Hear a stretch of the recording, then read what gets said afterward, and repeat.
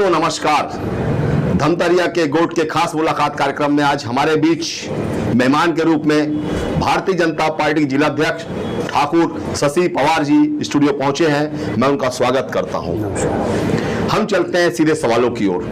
कुछ माह बाद प्रदेश में होने वाले विधानसभा चुनाव को लेकर, जिले की 3 सीट को लेकर भारतीय जनता पार्टी की रणनीति क्या है? नमस्कार। आज भारतीय जनता पार्टी पूरे देश में और भारतीय जनता पार्टी की रणनीति जो होनी चाहिए, वास्तविक में यशस्वी प्रधानमंत्री नरेंद्र मोदी जी के द्वारा जिस प्रकार से देश को आगे बढ़ाया जा रहा है, और उसमें छत्तीसगढ़ राज्य के निर्माण जब पूर्व प्रधानमंत्री अटल बिहारी वाजपेयी जी ने किया, अटल बिहारी वाजपेयी जी के उसमें जब छत्तीसगढ़ राज्य का निर्माण हुआ और ऐसे में 3 साल का अल्प अवधि की सरकार कांग्रेस की रही और उसके बाद 15 साल की भारतीय जनता पार्टी की सरकार में 18 साल तक जो भारतीय जनता पार्टी को युवा अवस्था में भारतीय जनता पार्टी ने पहुंचाया छत्तीसगढ़ को, और उसके बाद यह कांग्रेस की जो सरकार 18 साल से 23 साल के बीच में यह सरकार जो छत्तीसगढ़ को जिस दिशा में ले गई है, उस दिशा के हिसाब से मैं आप सबको आश्वस्त करता हूं कि भारतीय जनता पार्टी की रणनीति इतनी पुख्ता है और उसमें छत्तीसगढ़ के और धमतरी जिला के सभी जितने जो मतदाता हैं, आम जनता है, वो छत्तीसगढ़ में भारतीय जनता पार्टी के साथ है। धमतरी के सभी तीनों विधानसभा की बात करें तो तीनों विधानसभा में फिर से छत्तीसगढ़ की जनता, हमारे धमतरी जिले के जनता भारतीय जनता पार्टी को फिर से सत्ता में लाने को बेताब है। आने वाले समय में भारतीय जनता पार्टी के, जैसे कि हम सभी जान रहे हैं कि सिहावा से प्रत्याशी की घोषणा भी हो चुकी है। श्रवण मरकाम जी हमारे भारतीय जनता पार्टी के प्रत्याशी के रूप में है, जो पूर्व विधायक भी रह चुके हैं। तो ऐसे में भारतीय जनता पार्टी की रणनीति है और हम सब फिर से पुनः भारतीय जनता पार्टी के तीनों विधायक धमतरी जिले में होंगे। आपने बताया कि जैसे कि जानकारी की सिहावा से भूतपूर्व विधायक श्रवण मरकाम को पुनः भाजपा ने टिकट बनाया है। पहले भी वो 5 साल विधायक रहे हैं और सरकार जब भाजपा की थी उनकी कोई क्षेत्र में उपलब्धि नहीं रही है, उनको निष्क्रिय विधायक के रूप में क्षेत्र के लोग मानते हैं। ऐसे में क्या श्रवण मरकाम का जीतना आसान लगता है आपको?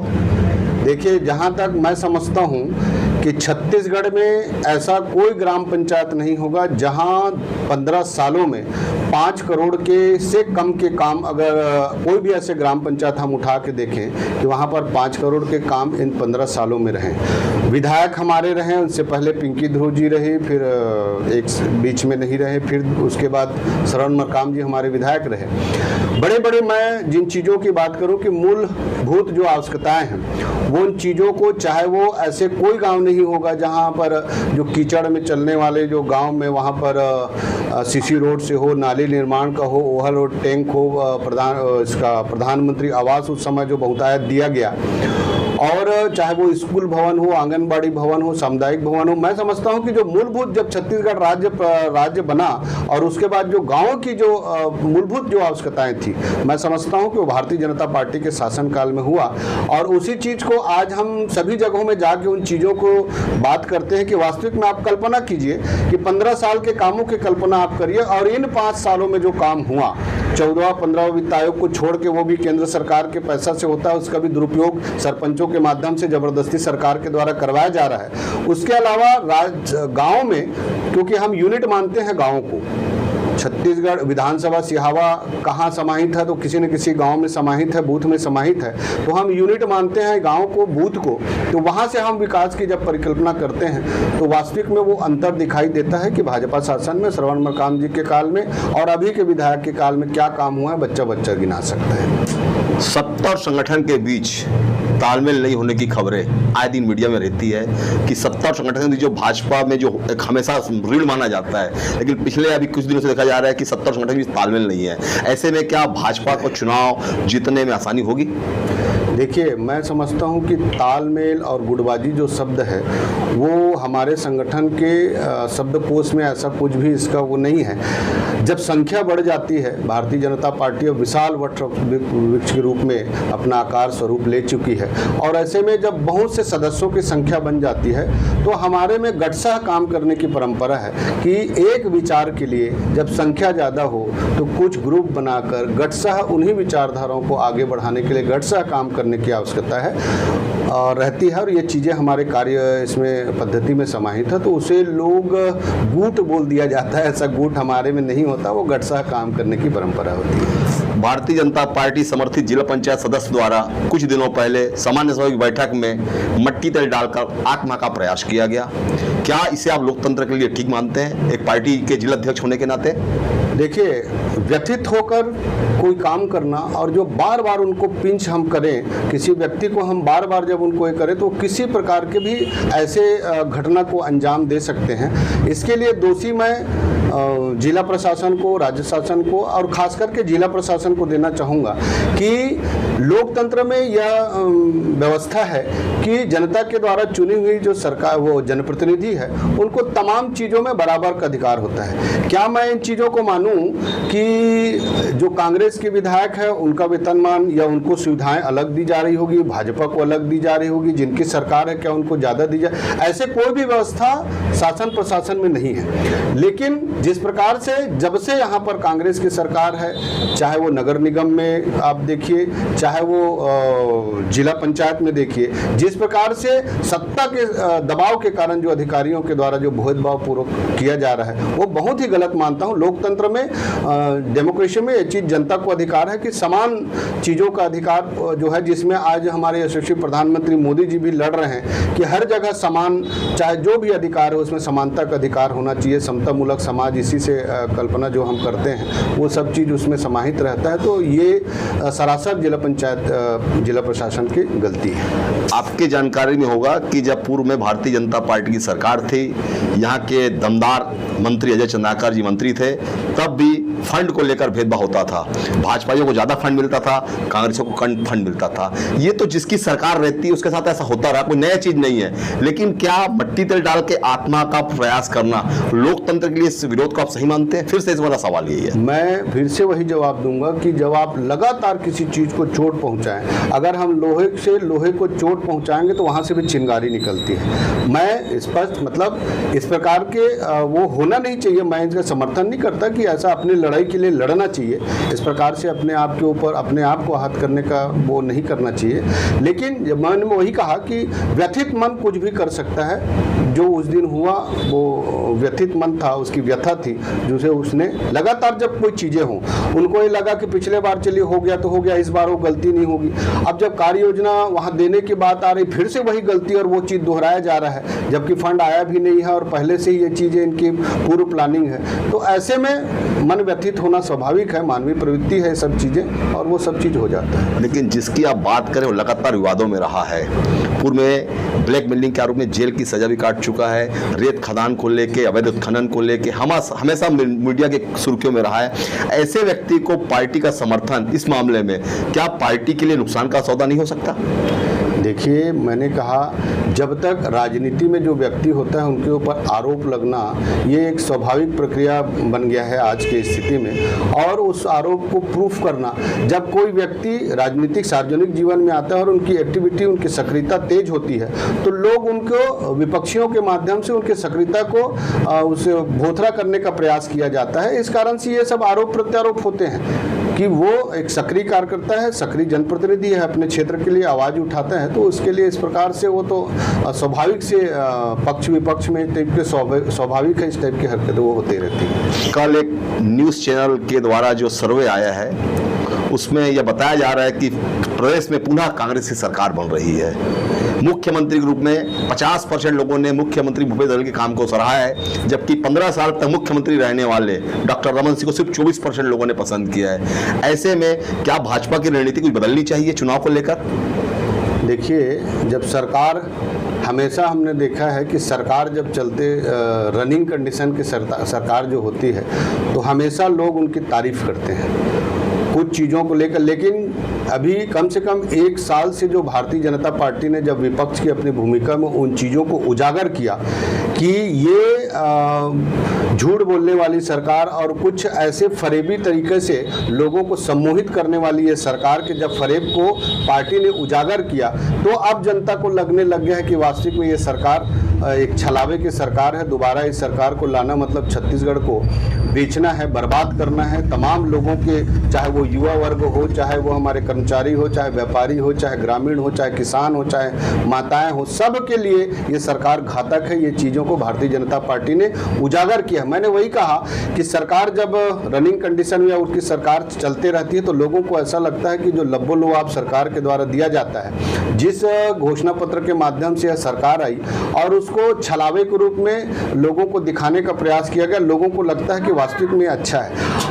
हम सब देखते हैं इन चीज़ों को कि जब ये सरकार के बजट जब पेश होता है, मार्च में बजट आता है और बजट आने के बाद उन चीज़ों को हम अखबारों में पढ़ते हैं, दूसरा दिन उसकी चर्चा होती है, तीसरा दिन लोग भूल जाते हैं। लोगों को पता ही नहीं रहता कि किस मद में किन योजना के लिए कितना राशि दिया गया और वो इम्प्लीमेंट 6 महीने के बाद हो रहा है कि नहीं हो रहा है। आम जनता को इससे कोई मतलब नहीं रहता। और उसमें भूपेश बघेल का ये जो उनका जो तरीका है कि बड़े बड़े होर्डिंग फ्लैक्स लगा देते हैं और उसमें ऐसे बता देते हैं कि वास्तविक में यह काम हो रहा है। तो ये छत्तीसगढ़ की जनता उन चीज़ों को नहीं जान रही थी, लेकिन अब भारतीय जनता पार्टी ने जब मुखरता से इन चीज़ों को रखा है तो जनता जान चुकी है कि अभी दोबारा नहीं होने वाला है। भारतीय जनता पार्टी अभी तक के हाईकमान के हिसाब से मुख्यमंत्री का चेहरा किसी को सामने नहीं ला रही है, जबकि कांग्रेस के स्पष्ट है कि भूपेश बघेल के नेतृत्व चुनाव लड़ा जा रहा है। 15 साल डॉक्टर रमन सिंह मुख्यमंत्री रहे हैं, बावजूद उसके मुख्यमंत्री का चेहरा भाजपा द्वारा सामने नहीं लाया जाना, क्या चुनाव के पहले भाजपा की हार नजर नहीं आती आपको? आप जान रहे होंगे कि इससे पहले भी जब 2003 में जो चुनाव हुआ था उस समय भी मुख्यमंत्री का चेहरा कोई नहीं था। जिन जिन राज्यों में ब्रेक हुआ है का मतलब है कि अभी सरकार, जैसे आज भूपेश बघेल की सरकार चल रही है, तो कोई भी राजनीतिक दल के द्वारा उस सरकार को, उस नेतृत्व को चुनाव के पहले हटाना, सीधी सी बात है। आज सबको मालूम है कि अगला मुख्यमंत्री भूपेश बघेल नहीं हो सकते। सारे लोगों के एक अव्वल तो इनके जो 2.5 साल का वो था, वो लोगों को देखिए मतलब झूठ बोलने की पराकाष्ठा देखिए कि जनता के साथ इन्होंने झूठ तो बोला ही, अपने ही टर्म्स कंडीशन में, अपने ही अनुशासन को इन्होंने, भूपेश बघेल ने झूठ बोला।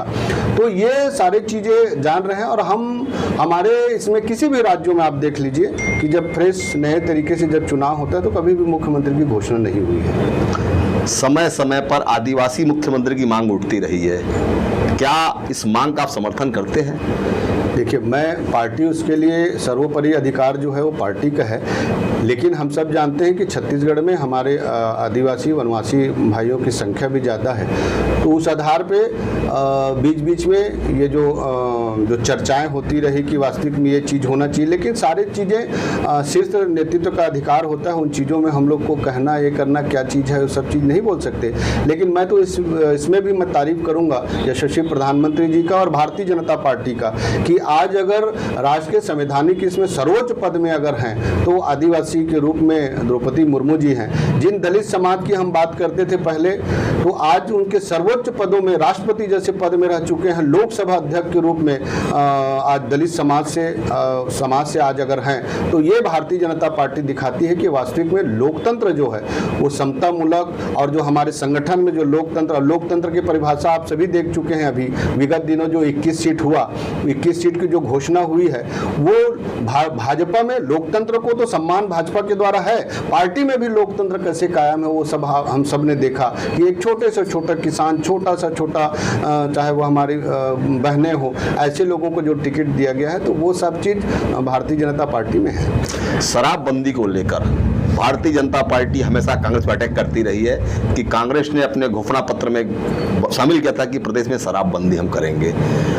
आज शराबबंदी नहीं हुआ है। क्या भारतीय जनता पार्टी की सरकार बनती है तो प्रदेश में शराबबंदी का समर्थन करते हैं आप?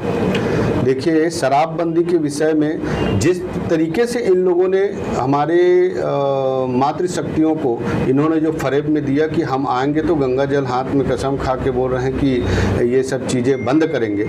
अब उसमें कसम में भी गंगा जल को भी ये उसको क्राइटेरिया में ला रहे हैं कि इस कसम के लिए हम गंगा जल उठाए थे और इस कसम के लिए हाथ जोड़ के उठाया, हम कसम कसम खाए थे, इस वादे के लिए हम कान पकड़ के कसम खाए थे। ये टर्म्स कंडीशन अप्लाई वाली वो लाए हुए हैं इनके द्वारा कि जब किसी चीज़ को नहीं कर पाए तो उसी में जो शराबबंदी का विषय जो था, शराबबंदी इनके द्वारा बंद करने की बात थी। अब वही बोलते हैं कि शराब, जैसे इनके आबकारी मंत्री कवासी लखमा है, उनका कहना है कि शराब हमारे समाज के लिए, आदिवासी समाज के लिए एकदम आवश्यक चीज़ है। मैं समझता हूं कि जितना सबसे ज़्यादा शराब विरोधी या शराब बंदी या नशा छोड़ने का काम अगर किए हैं तो हमारे वनवासी बंधुओं ने किया।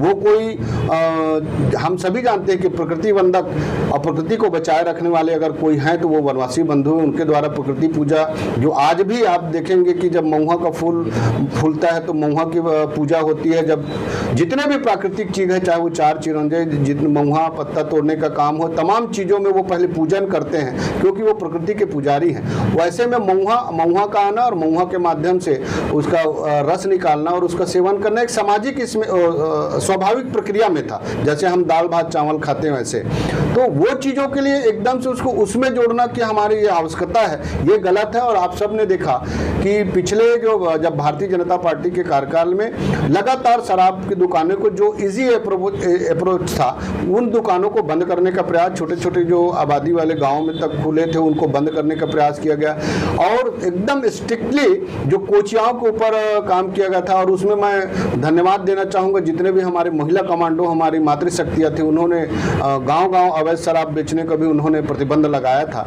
तो वो धीरे धीरे भारतीय जनता पार्टी की सरकार आगे बढ़ रही थी कि हम शराब को पूर्णतः तो नहीं कह सकते, लेकिन धीरे धीरे उसको बंद करने की ओर अग्रसर पार्टी है। पूर्व मुख्यमंत्री ने धमतरी में हार्टिकल्चर कॉलेज खोलने की घोषणा की थी, लेकिन अभी बताया जा रहा है कि ये कॉलेज धमतरी से कहीं और खोले जाने की तैयारी कर रहे हैं। एक भारतीय जनता पार्टी के जिला अध्यक्ष होने के नाते क्या इस मामले को लेकर आप कुछ क्या कहना चाहते हैं? देखिए, इस मामला में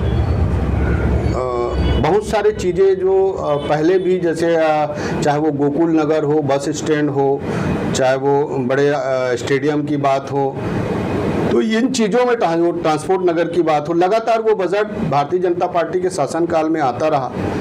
और उसके बाद आज जब ये सरकार आने के बाद आज इनके महापौर भी हैं, तो आज भी उन चीज़ों को नेगलेक्ट किया जा रहा है, कहीं पर भी कोई काम नहीं हो रहा है। उसके लिए मैं व्यक्तिगत तौर पे भारतीय जनता पार्टी के अध्यक्ष के नाते नहीं, जो चीज़ मुझे लगता है कि व्यक्तिगत तौर पे कि शहर में जो चीज़ों ज़मीन की जो आवश्यकता है, जो बड़े बड़े चीज़ों के लिए जो ज़मीन की आवश्यकता है, उसके लिए एक अच्छी कार्य योजना बननी चाहिए।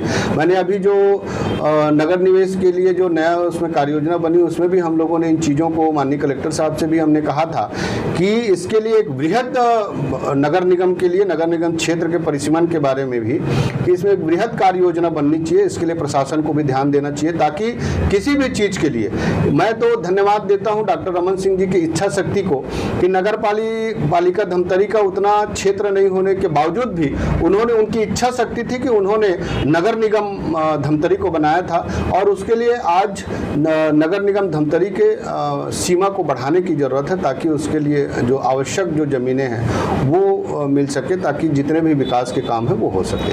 आपने बताया कार्य योजना की बात किया, आपकी वर्तमान में धमतरी में भाजपा की विधायक है, 4.5 साल उनको हो गया, 5 साल पूरे होने जा रहे हैं, उनके द्वारा इसको लेके क्या कोई प्रयास नहीं किया गया?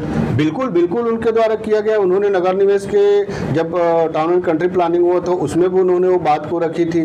और यह मुझे आज जानकर वही चीज़ जो बीच में पता चला कि यह हार्टिकल्चर कॉलेज के लिए परवरडी के आसपास जो ज़मीन थी उसके लिए भी शासन की तरफ से प्रयास किया गया था।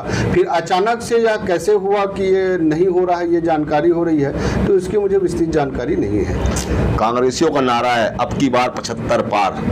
15 साल की सरकार के बाद भारतीय जनता पार्टी की प्रदेश में क्या स्थिति थी आपको मालूम है। इस बार भारतीय जनता पार्टी प्रदेश में कितनी सीट जीतने का दावा कर रही है? देखिए, सपना देखने का अधिकार तो सबको है, मानवीय अधिकार है कि वो सपना देख सकते हैं, पिछले बार इन्होंने जो अपेक्षा नहीं थी वो उसमें उतने सीट इनकी आई, जिस कारण से भी आई होगी, मैं उनके लिए उनको बधाई देता हूं। लेकिन जो आज यह जो दिवस अपना इन लोग देख रहे हैं, ऐसा कोई काम नहीं लगता कि जिसमें ये 75 पार की बात करते हैं। 75 पार 85% सीट जितना, मैं समझता हूं कि ऐसा कोई काम नहीं। मैं ये नहीं बोल रहा हूं कि मैं 85% सीट नहीं लाया जा सकता, लेकिन छत्तीसगढ़ में कांग्रेस के भूपेश बघेल की इतनी कोई छत्तीसगढ़ के लिए ऐसी सोच नहीं रही है, या ऐसा काम नहीं रहा है, या ऐसा कोई वर्ग नहीं है जो आज सड़क पे लड़ाई लड़ रहे हैं, चाहे वो रोड पुल पुलिया की बात हो, चाहे वो अपने स्वयं की अस्मिता की बात हो, उसके लिए हर एक वर्ग लड़ाई लड़ रहा है। और ऐसे में अगर ये सपना देखते हैं 75 पार की, तो इसको तो मैं दिवा स्वप्न ही बोलूँगा। पवार जी,